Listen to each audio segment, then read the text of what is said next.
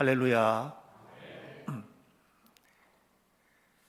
이 땅에 오신 우리 주님 예수 그리스도의 은총이 사랑하는 모든 성도들의 삶 속에 함께 하시기를 축복합니다.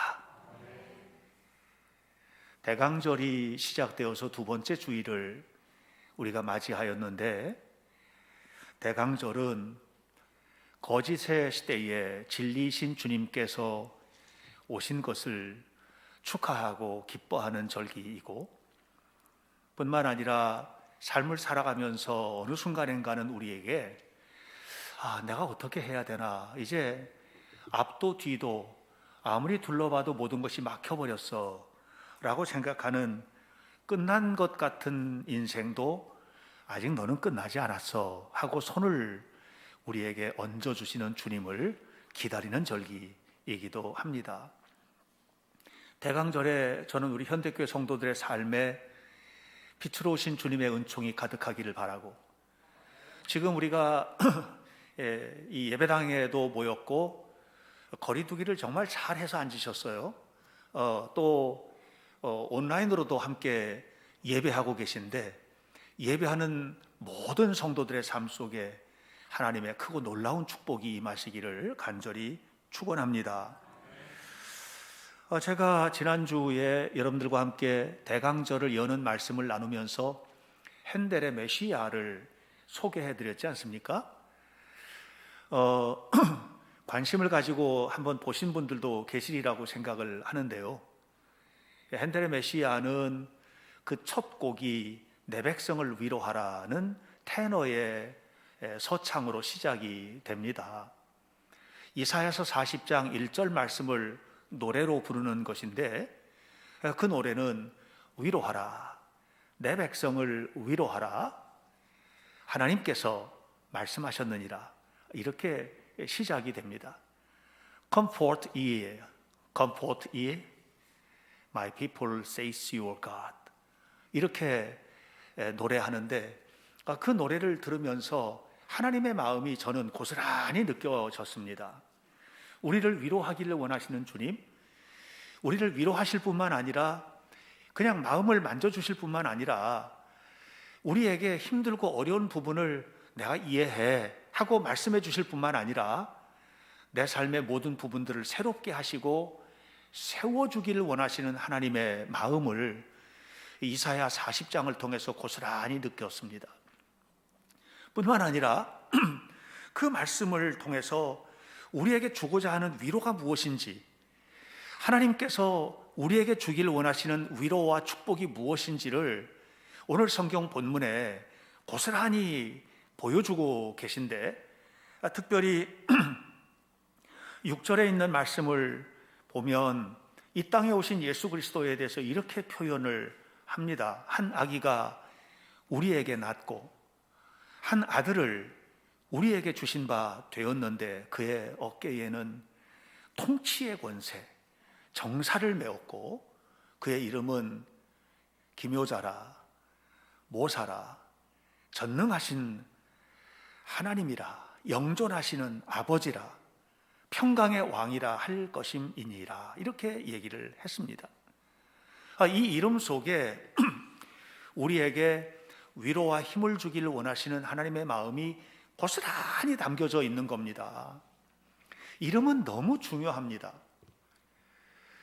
제가 알고 있는 사람의 이름 중에서 제일 긴 사람의 이름이 파블로 피카소의 이름이거든요. 여러분, 그 게르니카라는 작품으로도 우리에게 잘 알려져 있고 세계에서 제일 유명한 추상주의 화가 아니겠습니까? 이 파블로 피카소의 풀네임, 그의 전체 이름을 제가 여러분들에게 알려드릴게요. 파블로 디에고 호세 프란시스코 데 파울라 후안 네포무세노 마리아 데 로스 레메디오스 크리스핀 크리스티아노 데 라 산티시마 트리니다드 루이스 이 피카소. 엄청 길죠.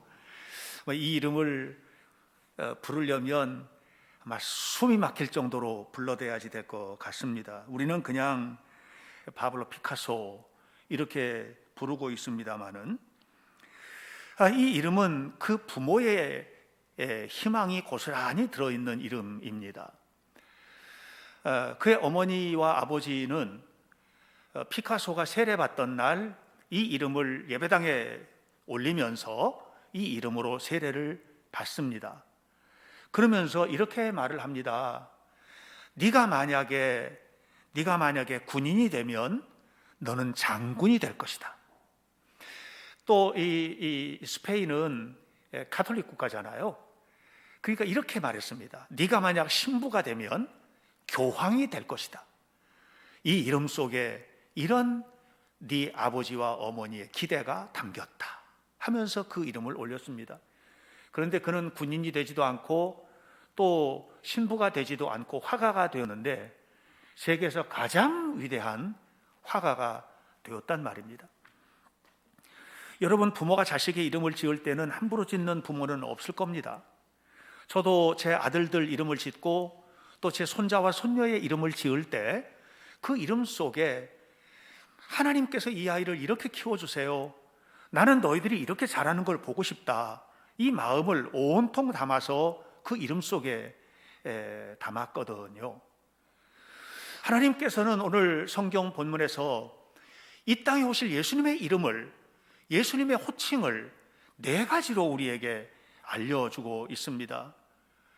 기묘자라, 모사라, 전능하신 하나님이라, 영존하시는 아버지라, 평강의 왕이라, 이렇게 말씀을 하셨는데 이 말씀 속에 우리를 향하신 하나님의 마음이 담겼어요.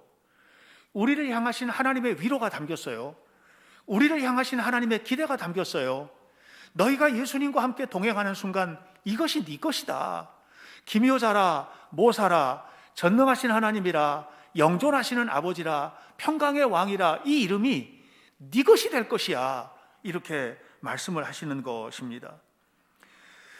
이제 오늘 저는 여러분들과 함께 그 이름의 첫 번째 꼭지인 기묘자라, 모사라 하는 그 말씀을 함께 나누려고 합니다. 히브리어 성경을 보면 이 부분이 이렇게 표현이 됩니다. 펠레 요에츠 엘 기포르 아비알 사르 샬롬.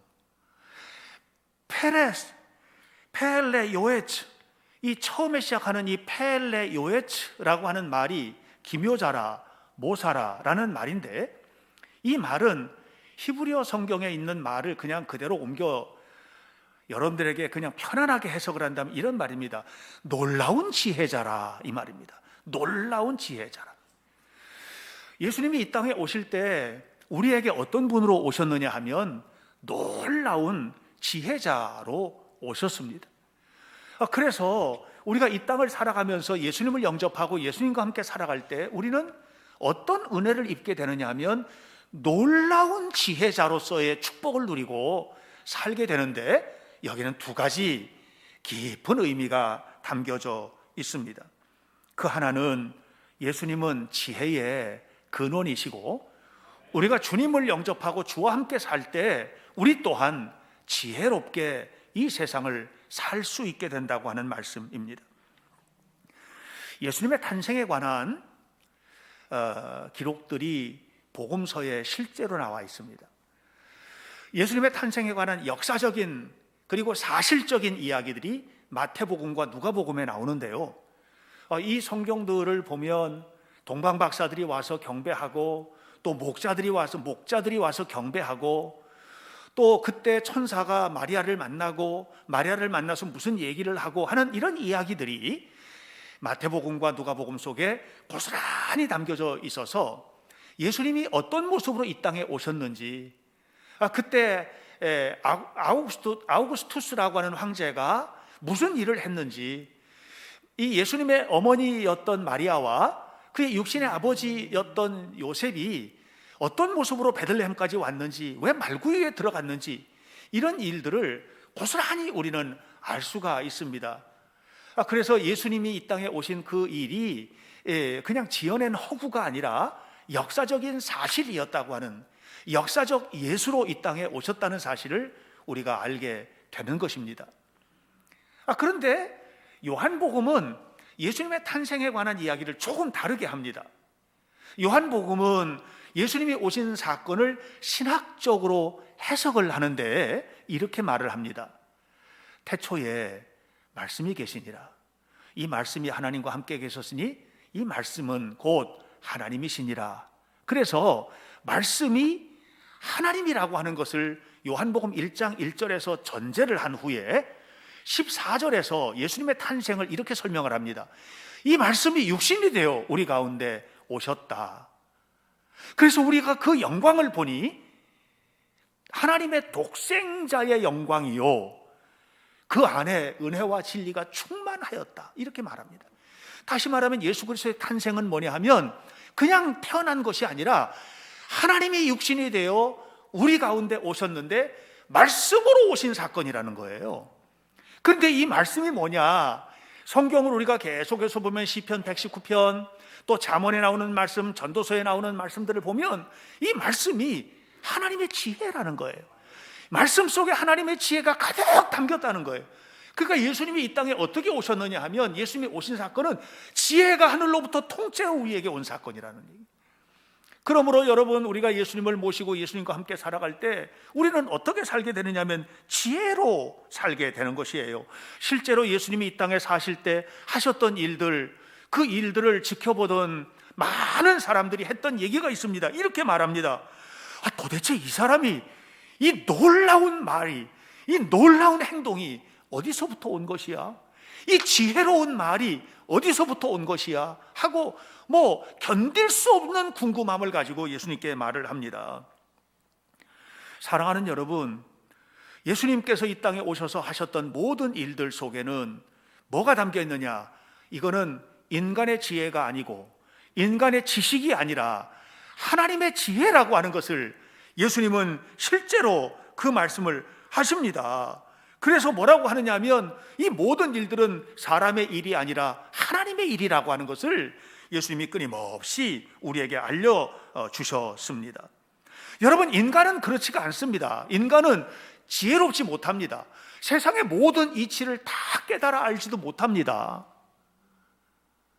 그래서 로마서 3장을 보면 로마서 3장 11절 그리고 12절의 말씀에 무슨 얘기를 하냐면 사도 바울이 인간은 어떤 존재냐? 지혜롭지도 못하고 또 모든 것을 알지도 못하고 깨닫지도 못하고 하나님을 찾지도 못하고 다 치우쳐서 살아가는 모습을 보니 무익하고 무능력하기에 그지없는 사람, 우리가 그런 사람이라는 거예요. 우리는 너무 무능력하고요, 하나님 보실 때에 갖다가 쓸 것이 하나도 없는 무익한 존재고, 이것이 우리 인간이라고 하는 말씀입니다. 사랑하는 성도 여러분, 바로 우리가 이런 모습으로 살기 때문에 세상을 살다 보면 자꾸 낙심할 일이 생기고 자꾸 힘든 일이 생기고 내 머리를 가지고는 이게 옳은 것 같아서 하는데 실제로 나타나는 현상을 보니까 전혀 이게 아니어서 낙심하고 좌절하고 무너지고 넘어지는 일들이 비일비재한 인생을 살아가게 되는 것입니다. 마가복음 2장을 보면 예수님께서 중풍병자를 고치시는 장면이 나옵니다. 그런데 중풍병자를 친구들이 친구 4명이 중풍병자를 끌고 예수님께 왔는데 예수님이 그 중풍병자를 보시면서 뭐라고 그러냐면 이렇게 말씀하셨어요. 얘야, 네 죄사함을 받았다, 이렇게 말씀하셨어요. 네 죄사함을 받았다. 그래서 사람들이 이걸 이해를 못하는 겁니다. 이게 무슨 말이야? 중풍병자 고쳐달라고 왔는데 네 죄사함을 받았다, 이게 도대체 무슨 말이냐? 저가 신성모독을 하는도다, 이렇게 얘기를 합니다. 여러분, 예수님의 그 말씀이 뭘 말하는지 아무도 알아듣질 못하는 겁니다. 그래서 예수님이 알아듣게 해석을 했습니다. 이렇게 말했습니다. 너희가 하늘의 일을 말해도 알아듣지 못하니까 내가 땅의 말로 해줄게 하고 얘기를 하셔요. 뭐라고 그러냐면 얘야, 네 침상을 들고 나가라, 이렇게. 네 침상을 들고 나가라, 이렇게 얘기를 했어요. 그 사람들이 수군거리는 겁니다. 아니, 중풍병자가 지금 누워왔는데 만져보는 것도 아니고 뭘 어떻게 해서 약을 주는 것도 아니고 네 중풍병 나았으니까 침상 들고 나가, 그럼 나갈 수 있나? 이것도 이해가 안 되는 겁니다. 여러분, 인간은요 하나님이 하시는 일을 모릅니다. 그런데 그 중풍병자가 벌떡 일어나서 침상을 들고 나가니까 그제서야 뭐라고 하냐면, 도대체 이 일이 무슨 일이냐, 어디서 이런 일이 왔느냐. 여러분, 하나님이 하시는 일이에요. 여러분, 그래서 우리가 주님과 함께 살 때, 예수님을 믿고 믿음으로 살 때 그 속에서 깨닫게 되는 건 뭐냐면, 하늘의 이치를 깨닫고 땅의 이치를 깨닫고 살아갈 삶의 방향을 깨닫고 지혜로운 사람이 된다는 사실을 기억하시기를 축복합니다. 세상의 지식은요, 선생님한테 배우지 않습니까? 책을 통해서 배우지 않습니까? 근데 다 압니까? 모릅니다. 그런데 세상의 지식은 요만큼 알면 요만큼 아는 것만큼 사람을 교만하게 만들어요. 안다는 사람이 교만합니다. 모르는 사람은요, 무식해지기 때문에 그걸 교만하다기보다는 억지를 쓰는 쪽으로 가는데, 아는 사람은 교만해집니다. 여러분, 어쨌든 간에 이 지식이라고 하는 것은 사람을 통해서 배우고 밖을 통해서 배우고 뭔가를 느끼고 이렇게 해가지고 계속해서 쌓아져 가는 것인데요, 지혜는 그것과는 다르거든요. 지혜는 어디 가서 배울 수가 없습니다. 지혜는 어디서 오느냐? 이 가슴 속에서 솟구쳐 나오는 샘물이에요. 이 안에서 내가 경험한 것, 내가 배운 것, 내가 들은 것, 이런 것들이 이 안에서 전혀 새로운 모습으로 드러나는 것이 지혜입니다. 예를 들면 자식을 가르친다. 요즘에 자식들 가르치는 것도요, 여러분, 옛날에는 그냥 어머니로부터 배우고 아버지로부터 배우고 이렇게 해서 다 가르치고 선배들이 가르쳐주고 그래서 했는데, 요즘은 책도 많고요, 아는 게 너무 많아, 부모님들이. 그런데 지혜가 부족하니까 아는 대로 한단 말이에요. 아는 대로 하니까 어떻게, 이게 억지스럽게, 세상의 아이들이 다 똑같아요? 다 달라요. 지적 능력도 다르고 판단 능력도 다르고 생긴 것도 다르고 경험도 다르고 다 달라요. 그런데 어떻게 똑같이 그걸 합니까? 다 다르거든요, 다. 그러니까 지식을 가지고, 정말 좋은 지식을 가지고 자식을 가르치는데 어떻게 해요? 이 애를 그냥 무너뜨려 버리고 망가뜨려 버리는 거예요. 몰라서 망가뜨리는 게 아니고 너무 많이 알아서 망가뜨리는 거예요. 지혜는 뭐죠? 이 지식이 내 안에서 숙성되는 거예요. 전혀 다른 게 나오는 거예요. 똑같은 거를 가지고도 적용을 해도 전혀 다르게 적용을 하는 거예요. 이게 지혜예요. 우리는 이 가슴 속에 지혜의 샘물이 있어야 돼요. 근데 이 지혜의 샘물을 어떻게 갖습니까? 이것은 뭐냐면, 하나님께서 내 안에 계셔서, 예수님께서 내 안에 계셔서, 주님께서 동행하실 때 그때 이루어지는 일이거든요. 여러분, 지식이라는 것은요, 성경에 보면 기가 막힌 얘기를 해요. 잠언 12장 12절을 보면 지식이 많아지면 사람이 너무 피곤해진다는 거예요. 아는 게 많으니까 간섭할 것도 많고 가야 될 것도 많고 해야 될 일도 많고 너무 피곤해진다는 거예요. 그런데 지혜가 많으면 어떻게 되냐? 삶의 즐거움이 꽃피게 된다는 거예요. 여러분, 지식의 사람이 되시길 바랍니다. 그러나 거기서 멈추면 피곤해지실 겁니다. 그러나 지혜의 사람이 되면 이 지식이 꽃을 피우고, 지식이 열매를 맺고, 지식이 삶을 풍요롭게 하고, 그래서 이 지식이 전혀 다르게 아름답게 우리의 삶을 세워주게 되는 것을 기억하시기를 주님의 이름으로 축원합니다. 교회에서 왜 문제가 생깁니까? 가정에서 왜 문제가 생깁니까? 몰라서 문제가 생기는 게 아닙니다. 너무 많이 알아요. 그런데 뭐가 부족해? 지혜가 부족해. 지혜가 부족하니까 그냥 교회 안에서도 자꾸만 문제가 생기고, 가정 안에서도 문제가 생기고, 부부관계, 자녀 소유, 직장 안에서 몰라서가 아니에요. 지혜가 부족해서 문제가 생긴다는 거예요. 교회 안에서도 아는 사람이 맞는 말만 골라서 하잖아요. 그거 그렇게 하면 안 되는데, 성경에 이렇게 말했어. 그렇게 하면 안 되는데, 교회는 원래 이렇게 하는 거야. 바른 말만 하는데 받는 사람은 상처를 받고 교회는 무너지고. 하나님이 원하시는 게 아니에요. 왜 그렇죠? 정말 주님이 그 안에 계셔야 돼요. 정말 주님의 마음을 그 안에 계셔야 되고, 주님의 마음을 품어야 해요. 주님의 마음을 품고 주님의 마음으로 살아갈 때에 아무리 어렵게 엉켜져 있는 것들도 풀려지는 것이지, 주님의 마음을 품지 않고 내가 들어앉아 있어가지고는요, 안 된단 말입니다. 사도 바울이 제2차 전도 여행을 할 때 아테네 전도를 합니다. 아테네에서 전도를 하는데, 아테네는 여러분 잘 아시다시피 철학의 본산입니다.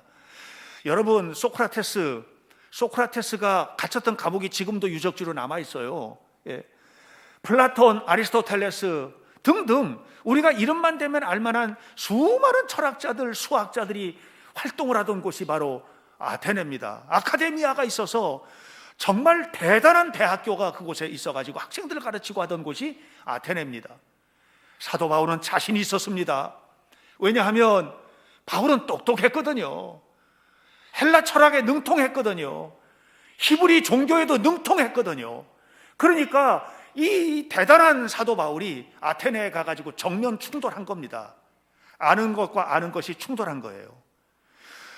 헬라에 가서 이 아테네 사람들이 이야기하는 것을 사도 바울은 자기가 아는 지식으로 계속해서 쏟아부었습니다.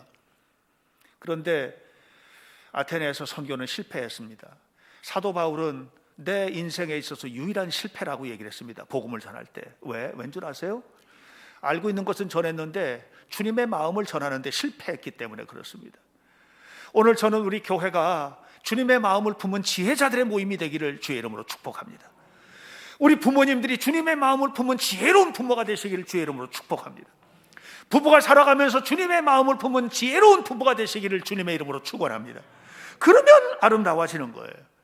소년이여 야망을 품어라 라는 말로 유명한, 여러분 다 아시죠? 소년이여 야망을 품어라. 이 윌리엄 클락이라고 하는 생물학 교수입니다. 삿포로 대학에 1800년대 후반에 와가지고 8개월 동안 초청 총장으로 지냈던 교수입니다. 너무너무 믿음이 좋은 사람입니다.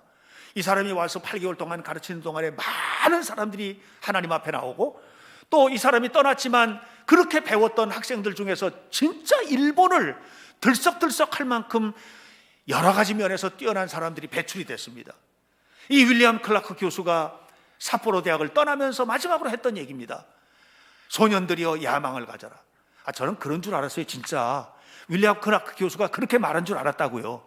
그런데 제가 책을 보다 보니까 윌리엄 클락이 했던 얘기는 소년이여 야망을 가져라 이 말이 아니었다는 것을 알게 됐습니다. 클라크가 삿포로 대학을 떠나면서 마지막으로 했던 얘기는 그 얘기가 아닙니다. 진짜 얘기는 무엇이냐면 이것입니다. 소년들이여 그리스도를 향하여 야망을 가져라 이 말입니다. 그리스도를 위하여, 그리스도를 향하여 그리스도 안에서 야망을 가져라 이 말입니다. 세상 사람들은 그리스도라는 말을 쏙 빼버렸습니다. 여러분, 클라크가 원했던 것은 뭐냐면 세상적인 야망을 갖는 게 아니었습니다. 클라크가 원했던 것은 주를 향하여 야망을 갖는 것이었습니다. 주님을 향하여 꿈을 꾸는 것이었습니다. 저는 여러분 주님을 향하여 꿈꾸는 성도들이 되시길 바라고 주를 향하여 야망을 품는 우리 자녀들이 되기를 간절히 축원합니다. 어디서 나와요 그게? 지혜자이신 그리스도가 내 안에 계실 때, 펠레요에츠, 절대적인 지혜를 가지신 주님이 내 안에 품을 때 우리는 세상적인 것이 아닌 하나님 주시는, 하나님이 우로부터 부어주시는 지혜, 하나님이 내 안에서 끊임없이 샘솟아오르게 하시는 이 놀라운 지혜, 이 지혜로 세상을 살아가는 지혜로운 자가 되는 것입니다. 그때 여러분 코로나 속에서도 삶의 실패가 다가온다 해도, 우리의 삶에 너무너무 경험하고 싶지 않은 고통스러운 일들이 내 앞에 달려든다 할지라도 낙심하지 않는 이유는 내 안에 주님이 계시기 때문에, 주님께서 나로 하여금 다른 생각을 하게 하시기 때문에, 지혜롭게 살아갈 수 있는 힘을 얻기 때문 아니겠습니까? 우리 주님께서 여러분 모두의 삶 속에 지혜의 주님으로 함께 계시길 바라고 축복이 넘치기를 예수님의 이름으로 간절히 축원합니다. 그런데 여기서 중요한 게 있습니다. 우리가 지혜라고 생각하면 머릿속에, 가슴속에 있는 것으로 생각할 수 있어요. 근데 그것은 지혜가, 진정한 지혜가 아닙니다. 지혜는 뭐냐? 삶을 변화시키는 능력이에요. 지혜가 표현이 되고 지혜가 내 가슴 속에서 나오면 삶이 바뀌어야죠. 부모가 지혜롭게 자녀를 가르친다는 것은 그냥 지혜로운 말을 하는 게 아니라 이 말을 듣는 아이들의 속에서 변화가 나타나고, 또 우리가 지혜로운 사람이 된다는 것은 내가 가는 곳마다, 행하는 곳마다 이 지혜의 역사가 나타나도록 하는 데 있는 것입니다. 그래서 지혜로운 사람의 삶에는 반드시 나타나는 것이 있는데 축복이 따라오게 된다는 것을 기억하시기를 주님의 이름으로 축원합니다. 왜냐하면 이 펠레 요에츠, 이 요에츠라고 하는 말은 지혜라는 말, 지혜자라는 말인데, 이 펠레라는 말은 뭐냐면 절대적이다, 전능하다, 하지 못하는 일이 없다라는 그런 의미를 가지고 있어요. 그래서 기묘한 모사, 절대적인 지혜, 놀라운 것, 이것이 예수님 안에 담겨져 있는 것입니다. 이 말씀은 가브리엘 천사가 마리아에게 예수님의 탄생을 얘기할 때도 똑같은 얘기가 나오는데요, 마리아가 믿지를 못하는 겁니다. 나간 결혼도 안 했고, 내가 남자들과 무슨 어떤 성관계를 한 것도 아니고, 이게 전혀 그런 것 아무것도 없는데 내가 어떻게 아기를 가져? 이렇게 도대체 이해할 수가 없다고 할 때, 그때 가브리엘 천사가 마리아에게 했던 말입니다. 하나님의 말씀은 능치 못하심이 없느니라. 이것이 펠레입니다. 하나님의 말씀은 능치 못하심이 없느니라. 창세기 18장 14절에 사라가 아브라함과 함께 이제 천사의 얘기를 듣는 거예요. 사라는 장막 뒤에서 몰래 듣고, 아브라함은 지금 직면해서 얘기를 듣는데, 천사들 3명의 천사가 와가지고 계속해서 얘기하잖아요. 너희가 나이가 늙었지? 희망이 끊어진 것 같으지? 내년 이맘때 아들을 낳을 거야. 내년 이맘때 아들을 낳을 거야. 이렇게 얘기를 해줘요.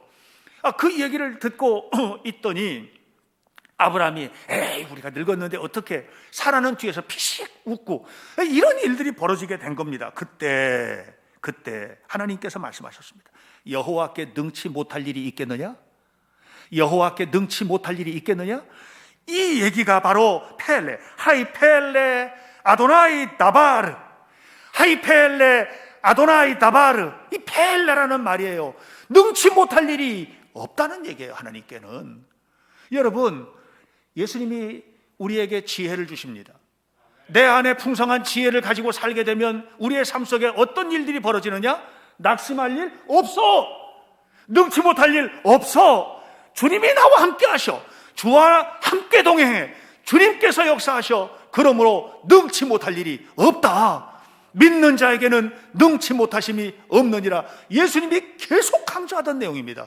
믿음이 있는 자에게는 능치 못하실 일이 없느니라. 믿음이 한다, 내가 한다, 내 안에 계신 예수님, 그분이 우리의 삶에 놀라운 역사를 이루시는 겁니다. 이게 펠레오의 뭐예요? 절대적인 지혜자, 기묘자요 모사이신 주님이 나와 동행할 때 이루어지는 일임을 기억하시기를 바랍니다. 우리 왜 초조합니까? 왜 우리 초조하지요? 살면서 초조한 이유는 뭐냐면 나는 능력이 없기 때문에 그래요. 능력이 없기 때문에. 너무너무 놀라운 일이에요. 아니, 저희 집안에 신기한 아이가 하나 있습니다. 저희 며느리가, 이제 미선 집사가 동생이 하나 있는데, 이 동생이 똑똑해요. 그래서 서울대학교 인문대학에 수석으로 합격을 했어요. 그렇게 해가지고, 근데 이 아이의 꿈은 뭐냐면 학원 선생이 되는 게 꿈이에요. 좋은 학원 선생이 되는 게 꿈이에요. 그러다 보니까 해마다 수능시험을 치는 거예요. 해마다 수능시험을 치는데 신기하죠. 해마다 만점을 맞는데요. 이런 애가 어디 있어? 이런 애가 신기한 아이예요. 예. 그러니까 이건 뭐냐면은 수능시험이 하나도 안 두려워. 왜? 준비가 다 돼 있어. 시험 칠 때마다 만점이야. 그럼 뭐가 두려워요? 우리는 왜 두렵죠? 수능시험을 앞두고 왜 두려웠어요? 우리가 무슨 사업을 하려 할 때 왜 두려워요? 여러분, 우리가 무슨 일을 하려고 할 때 왜 두렵고 걱정이 됩니까? 내가 이것을 잘 해낼 수 있을까? 이것을 내가 얼마만큼 할 수 있을까? 이것이 우리들에게는 두려움의 대상이 되는 것입니다. 내 힘으로 할 수 없는 일이 있기 때문이에요. 그런데 믿음이 진짜 있는 사람은 내가 가지고 있는 능력과 상관없이 두려워하지 않습니다. 왜입니까? 내 안에 계신 주님, 펠레 요에츠, 절대적인 지혜자이신 주님이 나와 함께 하시기 때문입니다. 그러므로 무슨 일을 할 때에도 나는 부족하지만 주님 하실 줄 믿습니다. 나는 연약하지만 주님께서 하실 줄 믿습니다. 나는 가진 것 없지만 주님 세워주실 줄 믿습니다. 지금 숨 막힐 정도로 고통스럽지만 주님 역사하시옵소서. 이렇게 하면서 하나님 앞에 맡기는 겁니다. 펠레요에츠, 이것이 여러분에게 위로가 되는 거예요. 하나님이 예수님을 이 땅에 보내시면서 주셨던 호칭입니다. 기묘자라, 모사라. 이것은 여러분에게 주신 하나님의 선물입니다. 누구와 함께? 예수님과 함께. 예수님을 모신 자는 기묘자라 모사로 살게 될 것이다. 예수님을 모시고 사는 사람은 하나님께서 주시는 역사 속에서 살게 될 것이다. 이 믿음이 저의 믿음, 여러분의 믿음, 우리 모두의 믿음이 되기를 예수님 이름으로 간절히 축원합니다. 사도행전 3장에서 베드로와 요한이 제9시 기도 시간에 성전에 기도하러 들어가다가 40살 된 안진뱅이를 고쳤지 않습니까? 자기네들 능력으로 고쳤습니까? 자기네들 능력으로 고친 게 아닙니다. 베드로가 말합니다. 나는 금도 없고 은도 없고 내 호주머니 탈탈 털어도 나는 아무것도 가진 것도 없고 나는 능력도 없고 아무것도 없다. 그런데 나사렛 예수 그리스도의 이름으로 명하노니 일어나 걸어라, 이렇게 했습니다. 펠레요에츠. 베드로와 요한은 절대적인 지혜를 가진 겁니다. 그것은 뭐예요? 예수님이 나와 함께 하신다, 예수님께서 하신다, 예수님이 역사하신다. 이 믿음으로 안진뱅이를 일으켜 세우고 나중에 얼마나 놀라운 일들을 이루어냈습니까? 사랑하는 성도 여러분, 하나님은 오늘 이 대강절에 우리를 위로하기 위하여 여전히 우리와 함께 하십니다. 위로하라, 내 백성을 위로하라, 내 백성을 위로하라. 여호와께서 말씀하셨느니라. 어떻게 말씀하셨어요? 예수 그리스도의 삶을 통해서 말씀하시는 겁니다. 주님과 함께 동행하면 위로를 받게 될 것이다. 주님과 함께 동행하면 힘을 얻게 될 것이다. 주님과 함께 동행하면 무너진 것 같은 이 삶이 다시 일어나게 될 것이다. 주님과 함께 동행하면 새로워질 것이다.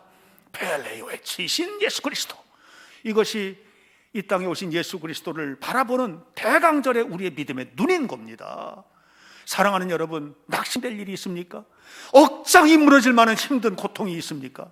왜 없겠습니까? 예배당에 오늘 나오실 때 편안한 마음으로만 나오셨습니까? 여러분 예배당에 나오면서 여러분의 인생에 켜켜이 쌓인 짐들을 가지고 나오지 않았겠습니까? 그러나 주님께서 오늘 본문을 통해서 뭐라고 말씀하십니까? 너희 무거운 멍에와 너희의 어깨의 채찍과 원수들이 갖다 준 막대기를 주께서 꺾으시리니. 다 꺾어버리겠다고 하는 것 아니겠습니까? 그 꺾어버리겠다고 하는 능력이 어디서 옵니까? 펠레요에츠. 절대적인 지혜를 가지시고 전능하신 능력으로 우리와 함께 하시는 주님께서 함께 하실 때 나타나는 역사입니다. 여러분, 대강절에 여러분에게 다가오셔서 여러분의 삶을 붙잡아 주시고 힘있게 하시는 주님을 다시 한번 바라보시기를 바랍니다. 그리고 그 주님과 함께 동행하면서 힘을 얻고 날마다 승리의 길을 걷는 복된 성도들이 되시기를 예수님의 이름으로 간절히 축원합니다. 기도하겠습니다. 여호와께 능하지 못한 일이 있겠느냐 말씀하신 주님, 놀라운 지혜, 절대적인 지혜, 놀랍고 큰 하나님의 지혜를 가지고 이 땅에 오셔서 우리 안에 오시고 내 안에 지혜의 샘물을 허락해 주셔서 펑펑 솟아나는 지혜, 그 지혜의 샘물을 누리며 살 수 있도록 이끌어 주시는 주님 감사합니다. 우리 성도들 돌봐주옵소서. 아버지 하나님, 미련하여 어리석은 일에 처하지 않도록 도와주시고 하나님 주시는 지혜로, 하나님 주신 은혜로 살아가도록 도와주옵소서.